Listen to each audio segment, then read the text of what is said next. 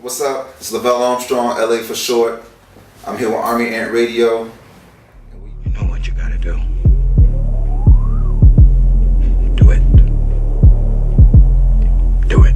Fly rebel shit. Fly rebel shit. You know what you gotta do. Do it.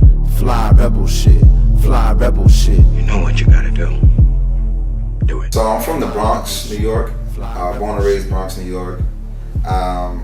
Do it. Boogie down, you know, and I have 6 siblings, so it's a pretty big family. My parents are still together, so 6 of us, 3 boys, 3 girls. Pretty interesting time, you know. The Bronx is a place where you really deal with a lot of hip hop historically. You know what I'm saying? That's where the birth of hip hop was, for those who don't know.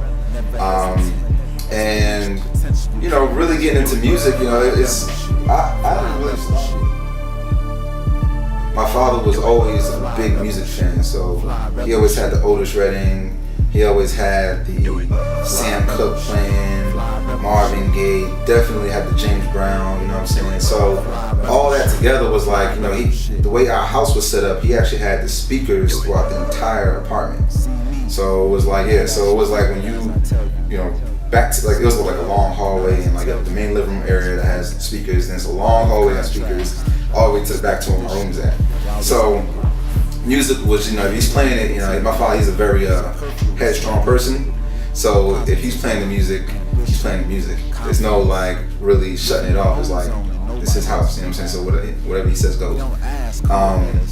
So that in itself kind of, I feel like embedded just a musical taste in me. He used to love music, and then, you know, my brother was big on the hip hop thing, so, you know, he was, you know, a funny guy. He, you know, listening to Craig Mack and DMX and Biggie and stuff. So a lot of that, you know, really played a big part in my development because, you know, at a young age, my brother would do a little rapping for fun, you know what I'm saying? And naturally, that being my older brother, I would probably try to rap, but I really didn't get into like music until like high school. Pissed off with these fake phonies and rip-offs, so I'ma have to smack a couple goofies on the ground.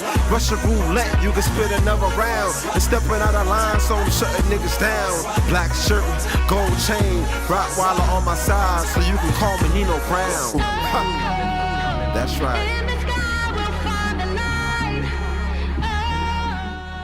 Some dope music we made together on a production tip. So I was really just a producer back in college because I kind of gave up the rap thing because I wasn't really doing too good with rap. And then when I got with Recast, I pretty much started rapping again because we were making great music, but we couldn't really find any real artists and rappers who could fulfill the track and then, you know, put some good lyrics to the track. So we started doing lyrics ourselves. You know, I was rapping, the other guy was singing, the other guy was rapping, he's a DJ. So fast forward, we did that for a few years. I moved to Atlanta. They didn't Recast, didn't stick around. And, you know, the goal was to move to Atlanta to really make it bigger, you know. And for me, you know, I got to a point where I had been working at my job since 2009, and it came to like 2014. So I've been with my job for 5 years, and I came to a point, I said, you know, when I first got on with my job, I was like, I'll be here for like 3 to 6 months, and I'm about to do this music thing full time. 5 years later,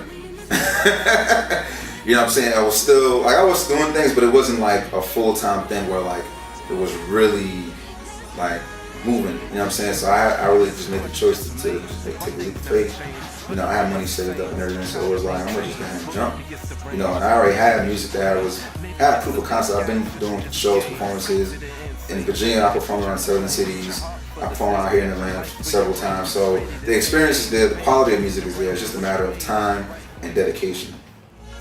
We all got struggles and we all got problems. Some of us just walk around like we don't got them. A good friend of mine just died the other day with no clue and no traces, but I know the Lord got him. I'm trying not to lose it. My music is aggressive. So I'm a very musical person. Like my hip hop, the way my music is musical hip hop. It's not just like you're gonna get some good beat loops and stuff, but I'm a musician. I'm a composer and a musician. So when you listen to my music, first of all, it's gonna be aggressive because I feel like hip hop just naturally is an aggressive type of music, or can be. And a lot of people out here just, they're not putting out aggressive music in my opinion. Lyrically, production-wise, it's not stimulating the minds of people. People aren't. They're actually like, yeah, your boy LA, Fly Rebel, GDP LLC, Army Ant Radio. We here. We doing this thing. Follow us. No fear, no limits. I guess the question just remains. Why things never change, but nothing is the same. But you try to maintain. Well, maybe it's the range. Maybe it's your brain.